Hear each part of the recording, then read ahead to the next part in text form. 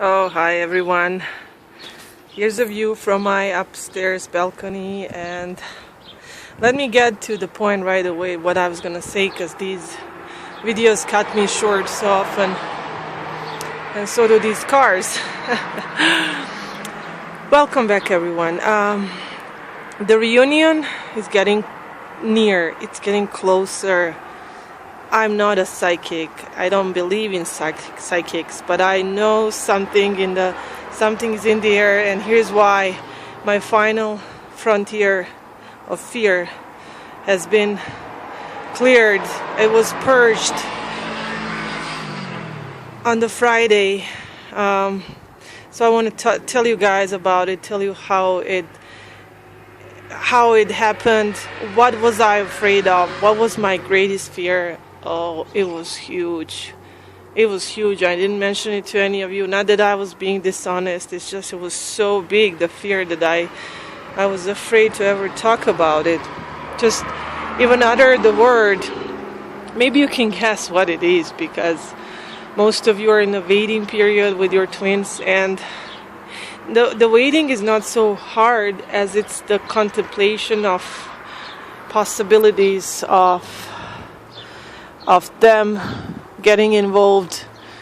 But out of respect for all of your fears that are still lingering around many of you, I will not mention what it is directly. Let's just say that we don't want our twins to do anything permanent relationship wise, right?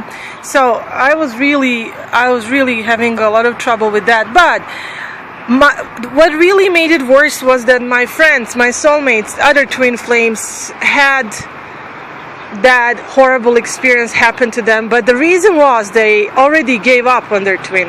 They energetically and emotionally and even mentally gave up on their twin. They sent me messages about what's the purpose, he's not my twin, maybe this, maybe that, maybe you should be better off with someone else. So they attracted emotion of twin doing something else, right? They never hanged on to their twin, because I had so many challenges, I had so many offers myself, and I always kept refusing, and I refused the challenges of people who said, what are you waiting for? Why are you waiting on him? Especially because a lot of times people who would be challenging me were people who didn't even know my twin, didn't even know he existed. They shouldn't have known that he existed. How did they know? I don't know. But those people are mostly against my waiting, my patience, my hopes for reunion, and that's what was really odd for me. That's what made it suspicious. And I said, how do they know? Because I do believe and I do know about entities that surround all of us, being angelic and also being of the other kind, which in Islam we call jinn. And these just like angels inspire some people to say beautiful things to you, these other entities, they inspire some people to say bad things to you, to discourage you, and or they come directly and discourage you directly as an idea or a thought, as negative thoughts and fears, which comes back to the fear. So what I was going to tell you is that I've experienced purging of my fear through God bless, through something of a vision, and I'll explain in detail. Let me just get to this again, to say that so many people scare me because it was happening to them, and I was like, oh no. But more I was thinking, no, more I was also myself was getting like that negative aura around me, and that wasn't good, and I knew, and I was refusing it. I was like, no, everything is fine.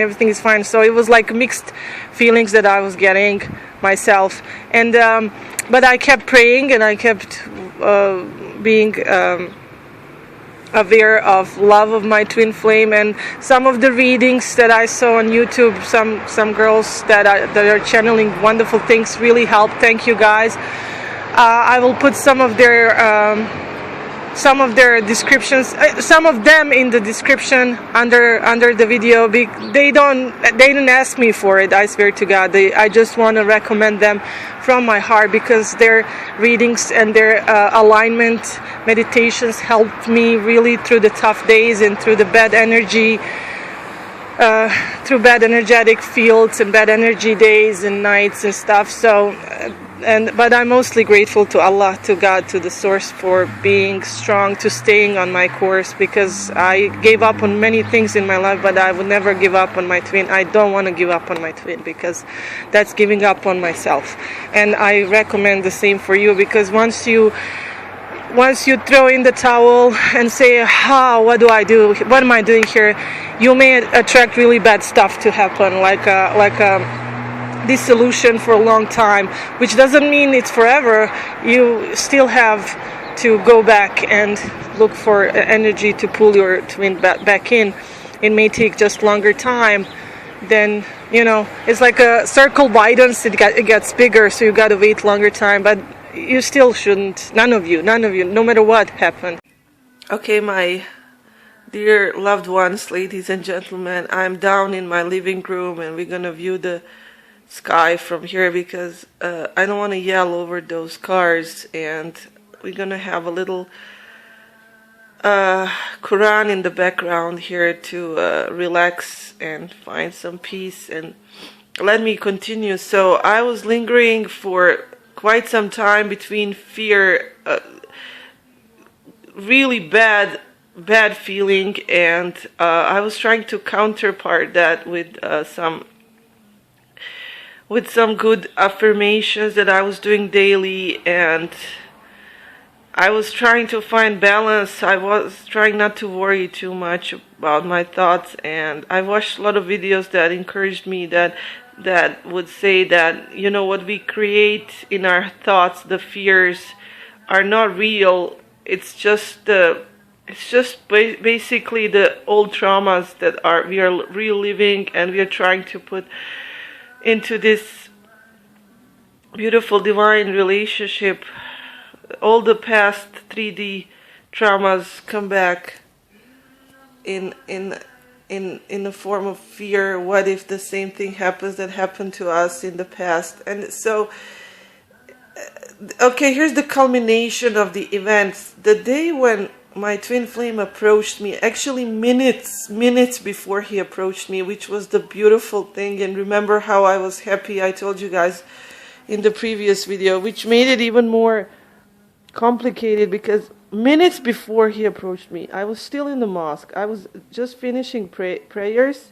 We have obligatory prayers, and after that we have supplication, individual, of course, supplication. And during my supplications, I was incorporating my positive affirmations, which is, affirmations are a form of supplication as well. We are asking for, through law of attraction. Law of attraction is nothing else but what we say in Islam or in Christianity, that we ask the God, and God gives it to us. So I was supplicating, and I was trying to be peaceful, and I was at the moment. But then I heard, seriously, inner voice that said, now somebody's going to say something about someone, tying the knot. And I got so scared. And that same moment, the announcer that talks about, like mosque events and things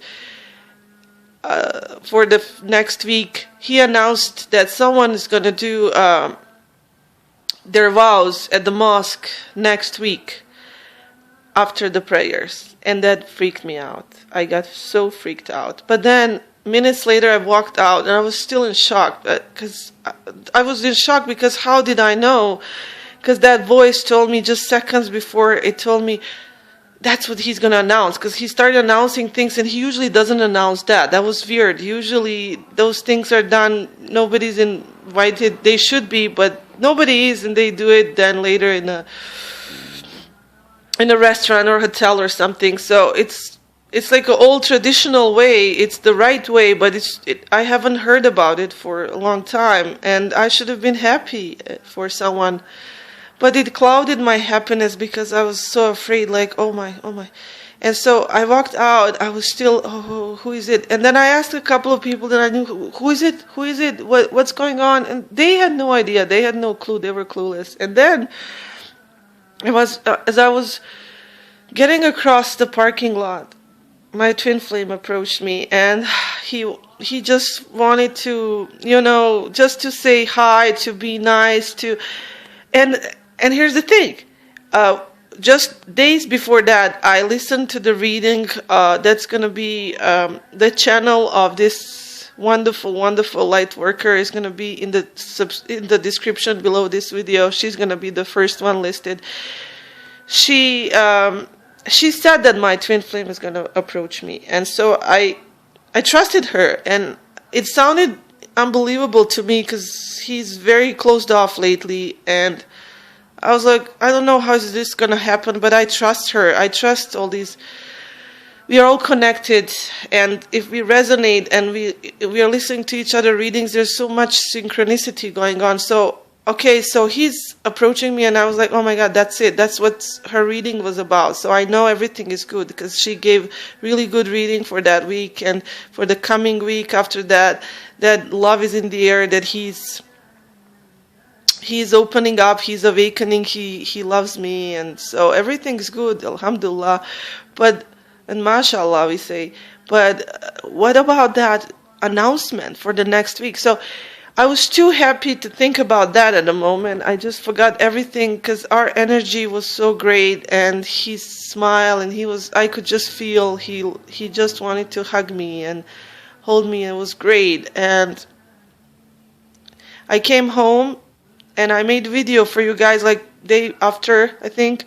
And then contemplation started for the whole week. From Friday to Friday, I was, oh wow, I was like, I couldn't breathe. I was trying to be myself. I was trying to be happy. And I was feeling bad because I felt that I was ungrateful. I felt so much gratitude for finally him doing some steps towards me, and that's amazing, and everything clicked and everything was great. And then so I was feeling, why can't I just feel gratitude? Why can't I just feel happy? Why is this announcement mixing up with my joy? Maybe, what if it's not? What if it's someone else? But then how devil can test you in a bad way, comes to you and says, through thoughts and ideas and fear, and tells you, and I'm telling you guys this so you can recognize your own fears and things. Maybe it's the same fear, maybe it's a different fear, but don't let it eat at your soul, at your brain and everything, because it was telling me like, that's why he approached you. He doesn't care anymore. He's relaxed now because he felt so relaxed. For so long, I haven't seen him so relaxed around me. He was so happy to see me, guys. So why is he so relaxed? So it was telling me now that he was relaxed because it's something that the announcement had to do with him. I was like, oh, no. But then I kept doing the affirmations, and I remember that this is all in my head. This is all in my head, and if I let it haunt me so bad as it was the whole week, then I can manifest that. It could be thrown back at me. And why is it in my head? Because I lost so many times. We were all of us, you're listening to me now, we were abandoned so many times in the past. But you know what? We were abandoned so we can find our twin flame. That's why we were abandoned. So I kept thinking that this is not about him. It's about me and my fears, and I gotta face them. So I didn't want to think about worst case scenario. I thought about best case scenario, but I said, I will keep both options open, and not try to manifest the worst option, but be prepared to do some action.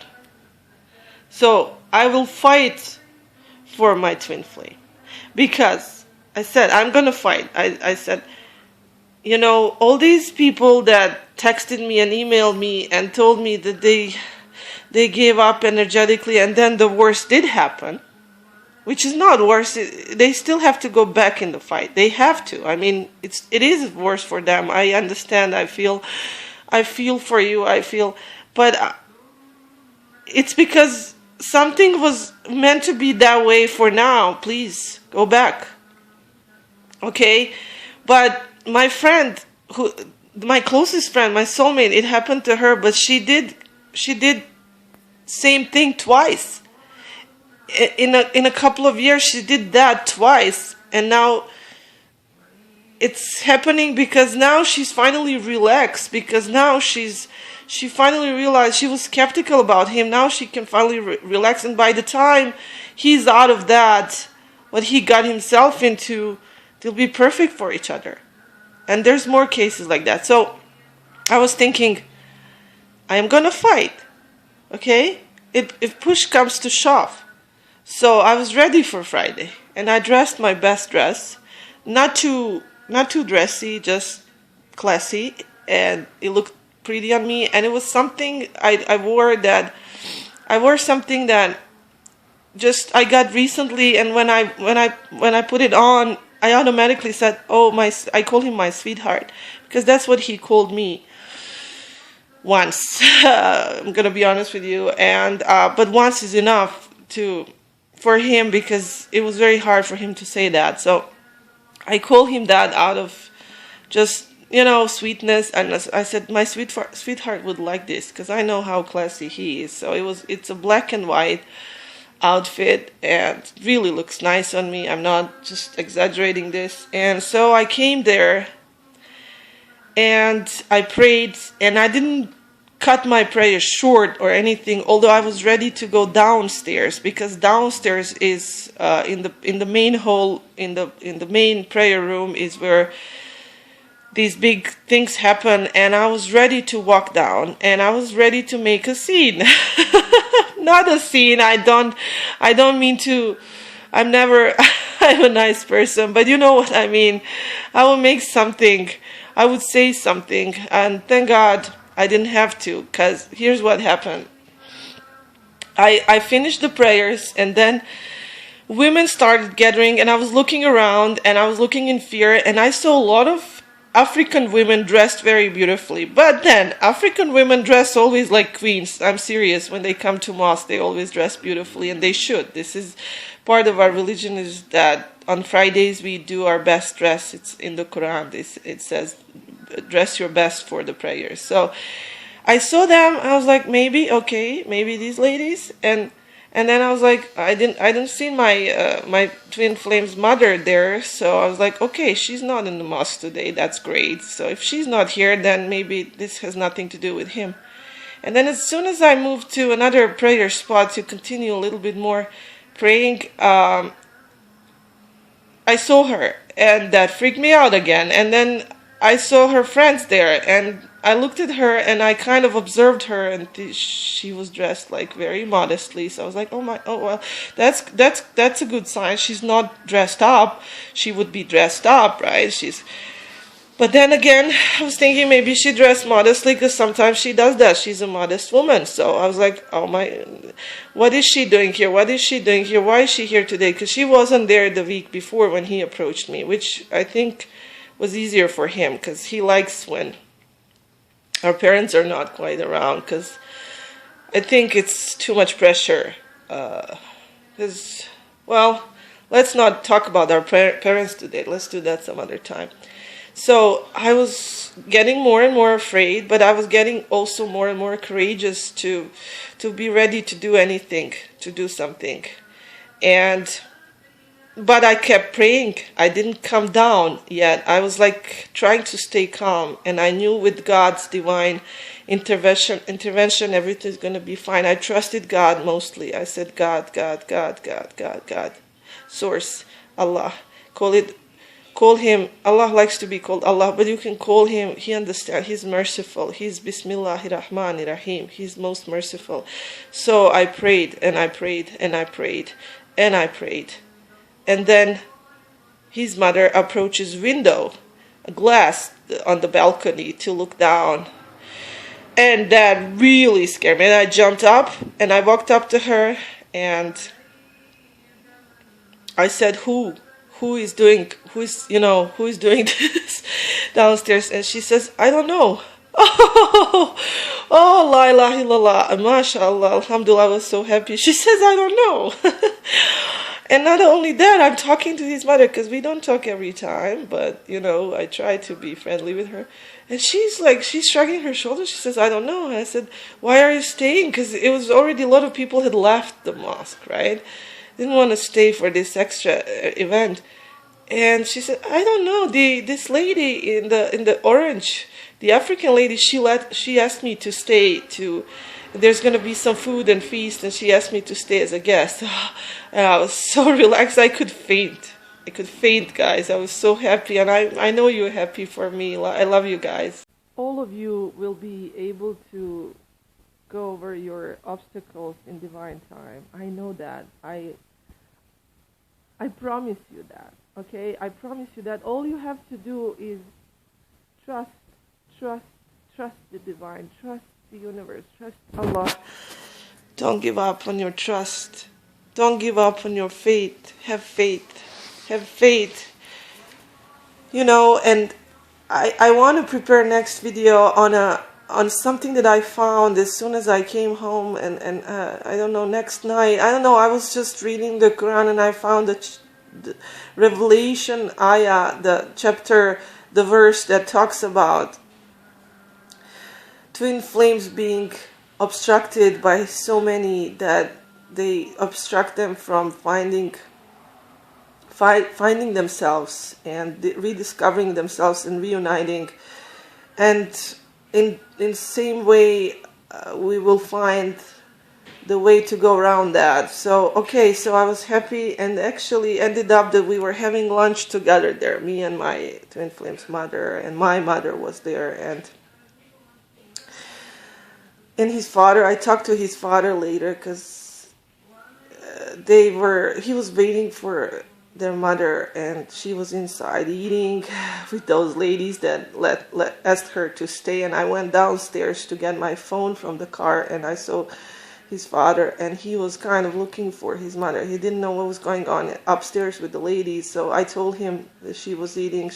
I asked him if he wanted some food, and we talked, and he said he was going to go eat with the guys. There was some food served downstairs, because, I told him it's a good blessing to eat that food. And he was kind of winking at me, and it was like so beautiful. And I'm so grateful to Allah. I'm so grateful that I went through this, and that my fear finally shedding off. And let me tell you something. Now I got to share something with you which is very divine. You guys know about Prophet Abraham. Prophet Abraham is the one who named Muslims, not Prophet Muhammad. He was a father of monotheism, of belief in one God. He was the one who believed there was only one God, even when he was a child, and his own father was building statues and idols and selling them and making money out of that. And so Abraham, or Ibrahim is his Arabic the way his name is pronounced originally in Arabic, Ibrahim or Abraham or Avram, as some Jewish people call him. He was before Moses, who was father of the Jewish, and Jacob, and he was before Muhammad, who is father of today's Arab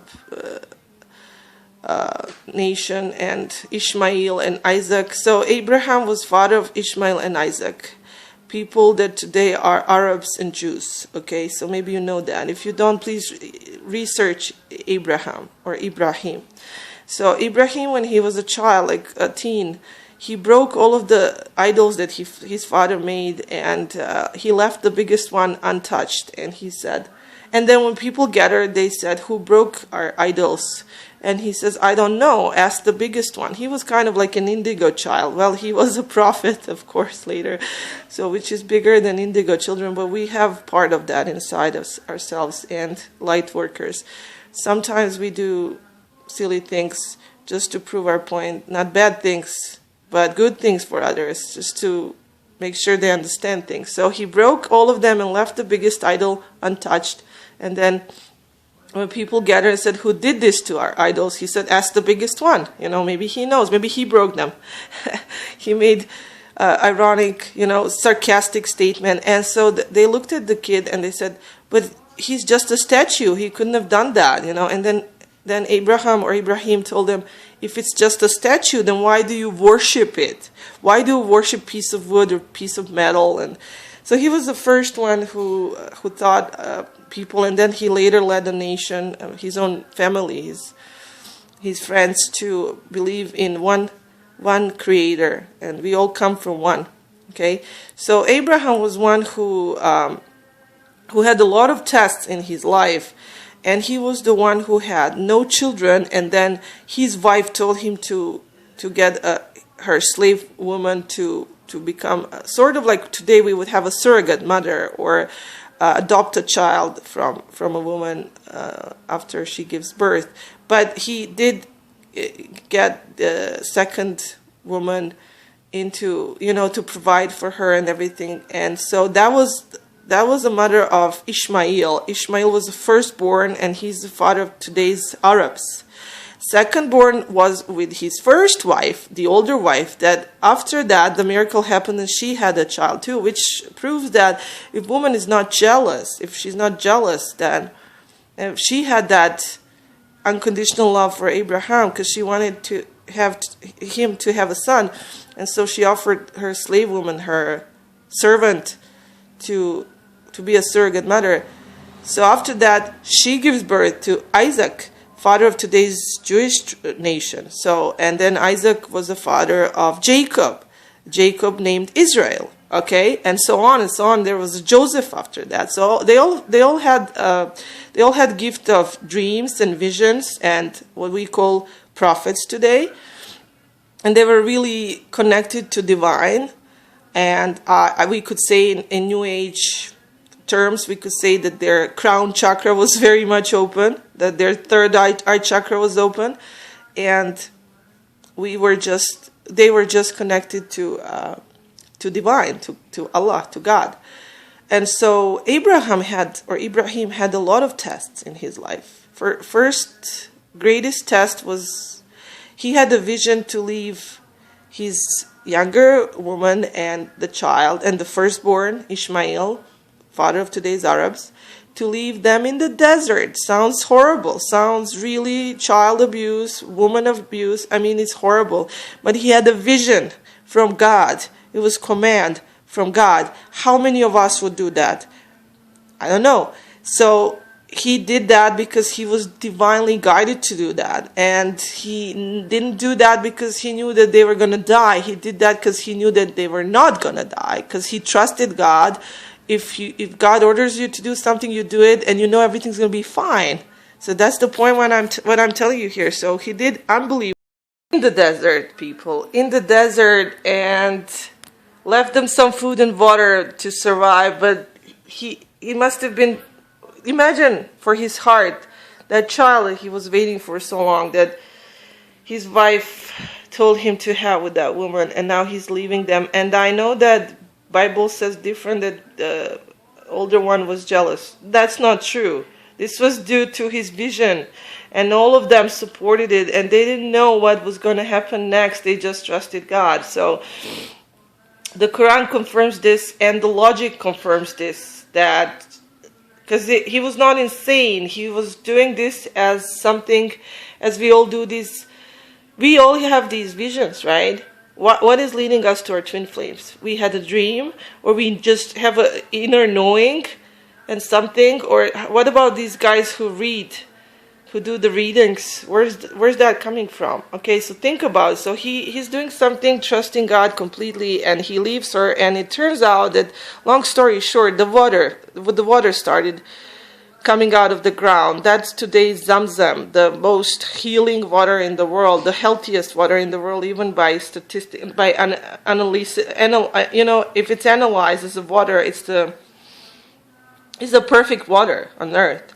Okay, and there's more to that water, but maybe some other time I can tell you, maybe, different time. But anyways, that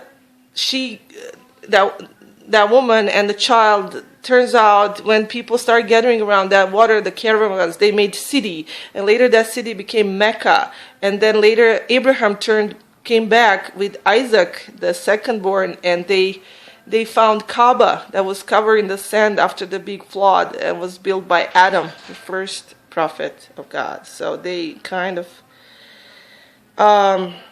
rebuild that, and the pilgrimage started again. And then Muhammad later on, he renewed that pilgrimage in a proper way to be praised just one Lord. So that was Abraham's story. And then second testing was many years later, when Ishmael was a teenager.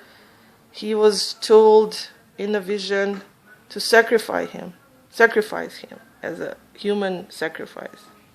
God forbid.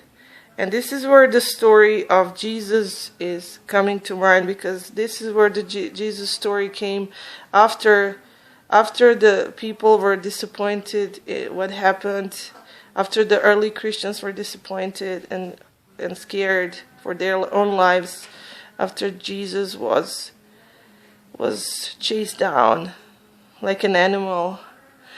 And I can't understand how can someone say, my sins are forgiven through his suffering. No, I don't want my sins to be forgiven through Jesus' suffering. Jesus was a perfect child. He was a perfect man. He was a perfect prophet. He was beautiful. He was teaching love and unconditional love. And that's why they caught him. But, he's in heaven. That's what Muslims believe. He's in heaven. He ascended from this plane, from 3D, and he's not in 3D, but Jesus is alive. So good news for Christians, Jesus is alive, but he didn't have to die for my sins. I want to be responsible for my own mistakes in life, and I'm sure many of you do. Be responsible for your own things, okay? But so after Jesus was chased down and beaten up and whatever happened, please read the Quran regarding that, because it tells you the true story. What happened really that day, that night when they caught him. Anyways, then years later, the story Christians were rebelling against Roman Empire, and Christians were rising in number, so they had to be told something. So they were told that he was sacrificed as a son. And this story comes originally from the story of Abraham being ready to sacrifice his son because God told him so. Okay? And Abraham didn't do it on his own accord. He asked Ishmael, he told him, he said, I had a vision in my dream that I need to sacrifice you. And the child said, do so. Do so. I mean, if God gave me life and he wants me back to him, do so. This is ultimate test of faith. This is ultimate. This sounds horrible, right, from our human point of view, but I mean, think about it. We get our life from Creator. He creates us, and then we worry about twin flames. We worry about that. Who loves us? Who doesn't? What if something happens to them? What if God takes them in a car accident or something? I'm just saying. God forbid. No, everything's going to be fine. But I'm just saying that God gives life. He takes life.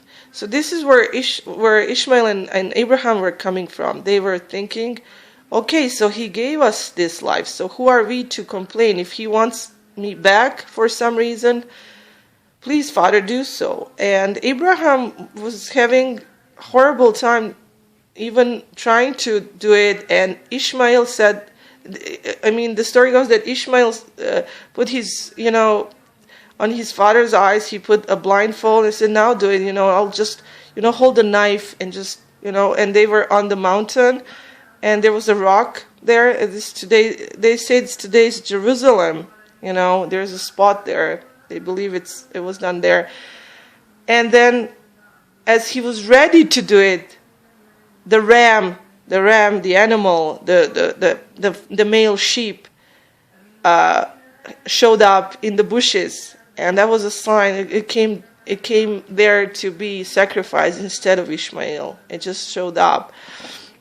And that's why we do Qurban in Islam. We give the meat to the poor, usually sheep. I mean, I'm a vegetarian, but I eat meat. Well, I'm not full vegetarian. I don't like to eat meat, but this is we can also do this on a different video. I'd love to discuss this with everyone regarding animals, because I love animals so much. And so, yeah, but this was done to be replaced a human sacrifice. And why am I telling you this story? Because in the Quran and so in the Bible, it says that Ishmael has done so far that he made the vision actually come through.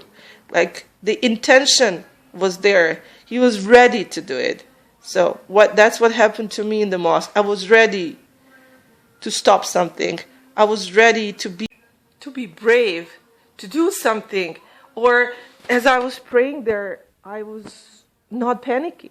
I kept praying and waiting to see what's going to happen. But I also didn't stay home. I didn't cover myself with the blanket, and I didn't say, I can't face this.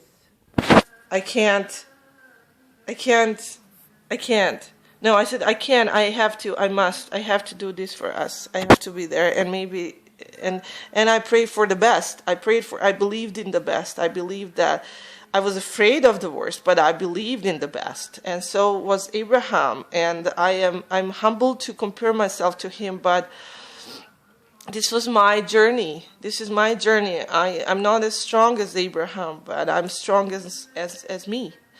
And each of you is strong as you are, and you know your strength. And if you don't know your strength, discover it. And I know you're all strong.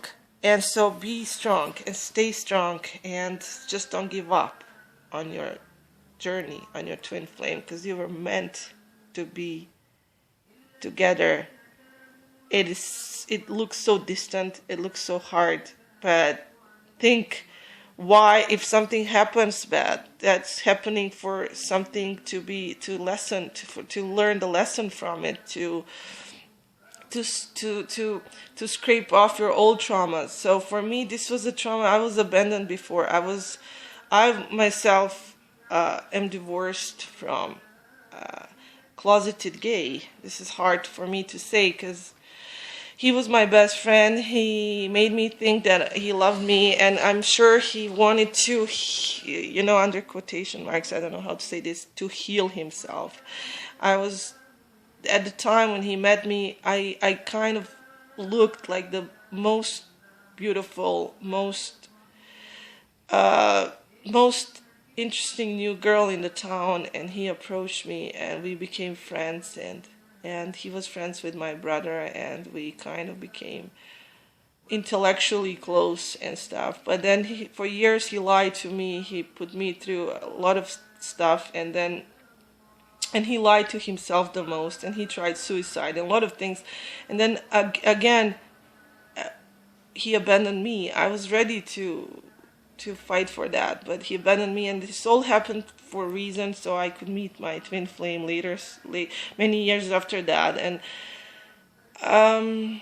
don't forget that everything happens for a reason, please. So I went through this vision in the mosque, and I survived. That's the important part. I survived, and I was ready to be there and face us and say something, and as I said, make a scene. Oh my goodness, I didn't know what I was gonna do. I was like, I have to be here, I have to be strong, I have to face it. And I felt after that like God gave me his mercy. I'm inclined now to make a prostration on my forehead right now. So I'm gonna cut this video short and go pray. I'm so grateful that it went through without any harm done. And I pray for all of you. And if you are going through worst case scenario, please stay strong, and just don't go on social media and spy on your twin flame, because that's not gonna help you. It's gonna hurt you more. Please cut it off. Don't look if they're hurting you with what they're showing. Don't look at that. It's not gonna make any. Let them go through their karmic clearing and let them go through that. They will love you more after that. Trust me, they will love you more. They will appreciate you more. And remember this: when I was in my karmic relationship, I had, at that time, I still didn't know my twin flame, but I felt that I was going to meet him someday. I was always distant emotionally, and my mind was wandering. And I also had a twin flame placeholder that I knew before my karmic partner, who was someone who was almost vibrating as my twin flame. And so I was always thinking about him while I was in my relationship. And trust me, when you are with someone and you think you love them, you want to love them, but you don't really, because you cannot force love, it comes from divine, then you are in a worse prison than anything else. So please understand your twin flames. They're in prisons. They are in worse state than you are. They are.